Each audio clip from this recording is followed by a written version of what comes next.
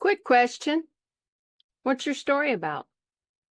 If your answer was a car chase, a zombie attack, or time travel, I've got some slightly annoying news for you. That's not a story.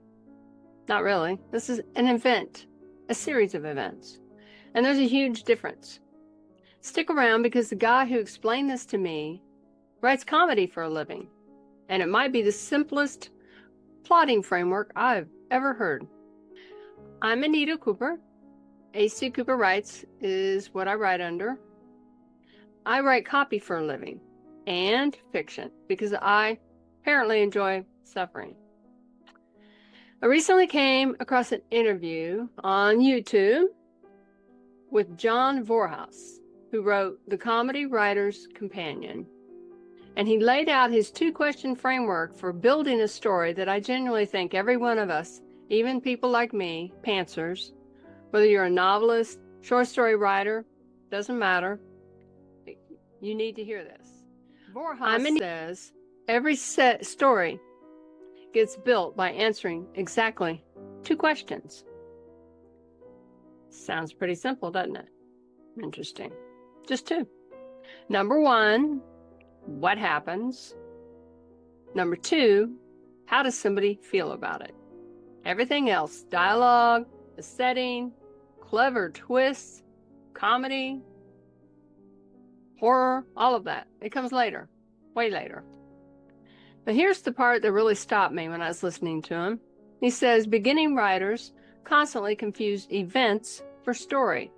Car chase, explosion, time travel, maybe even zombie attack. These are things that just happen.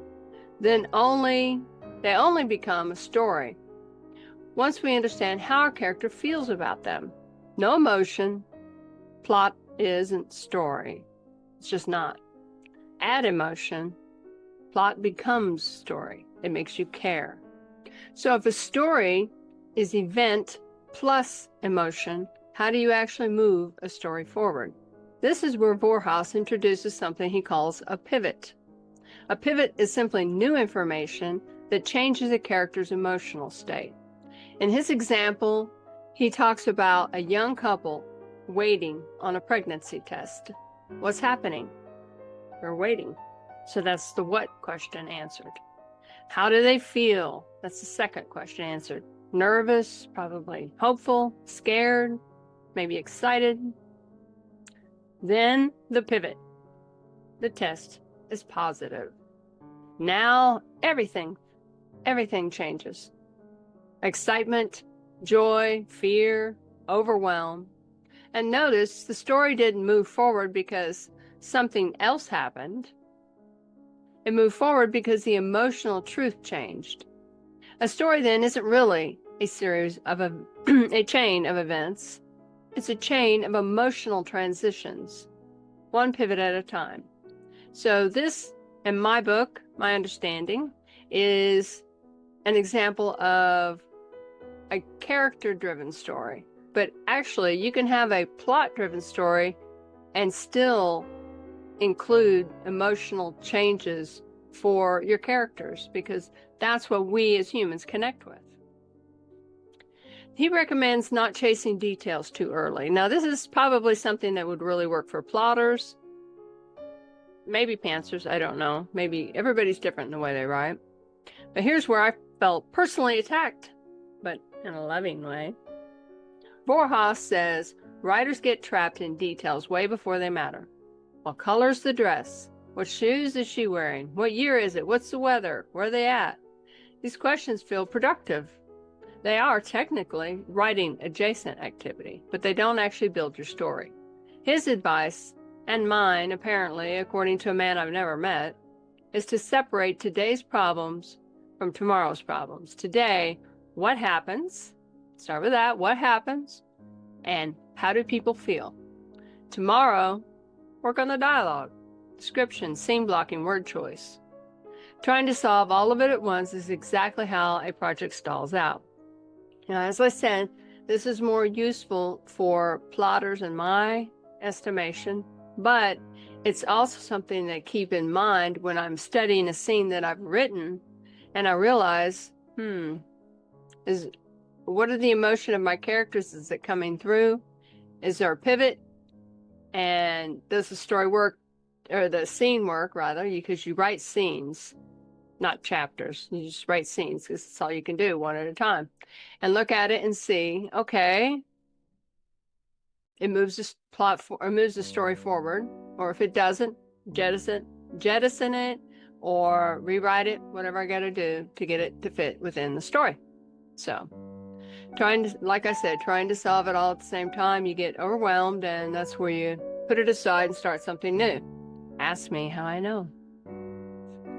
So, and then one tool Vorhaus talked about also in this video I watched is, instead of using a traditional outline, he uses what he calls an attitude map. So instead of mapping scenes, he maps emotional beats. A quick example he gave was a father and a teenage daughter. She asks to go on a date. He feels protective and nervous. She feels excited and nervous. He says yes. He's anxious. She feels independent. Something goes wrong on the date and she calls for help. His concern kicks in and she realizes she still needs him. By the end, they both arrive at a new understanding about trust. That's an entire sitcom episode mapped in about 15 emotional beats before a single line of dialogue gets written. That's the secret sauce these people use, I guess. At least that's what he uses.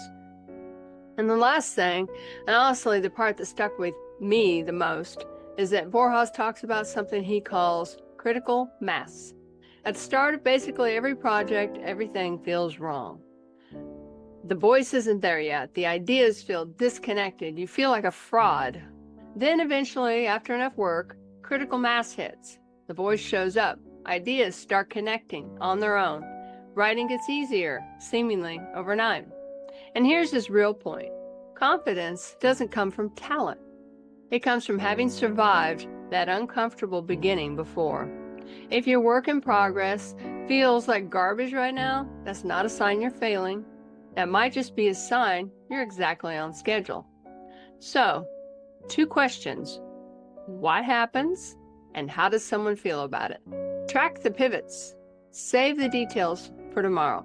Don't worry about it. And trust the critical mass.